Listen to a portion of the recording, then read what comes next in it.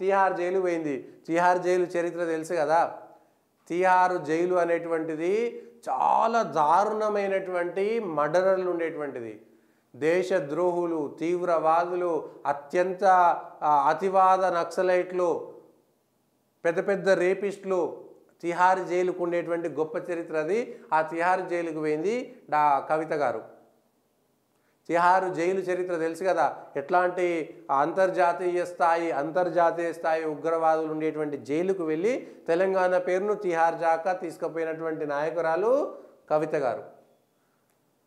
తిహార్ జైల్లో ఉన్నారు. మళ్ళా కడిగిన ముత్యంలో వస్తా, ఇది పొలిటికల్ లాండరింగ్ కేసు. కవిత కోర్టులోకి వెళ్ళే సమయంలో ఇది తప్పుడు కేసు, మనీ లాండరింగ్ కేసు కాదు, పొలిటికల్ లాండరింగ్ కేసు. తాత్కాలికంగా నన్ను జైల్లో పెట్టవచ్చు, కానీ కడిగిన ముత్యంలో వస్తా.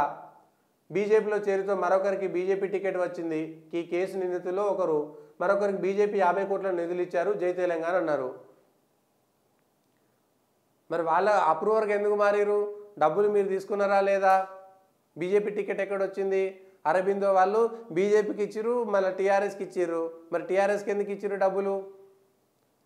సో ఈ విషయాలండి మన వరకు వచ్చేసరికి మనకేం కాదు, అధికారం అనేటువంటిది మనకు శాశ్వతమైనటువంటిది అనేటువంటి మాటల్లోకి వెళ్ళిపోయిన తర్వాత జరిగినటువంటి విషయాలను మీరు బయటికి తీసుకొస్తే కవిత గారు చెప్పారు. అది విషయం దానికి సంబంధించి.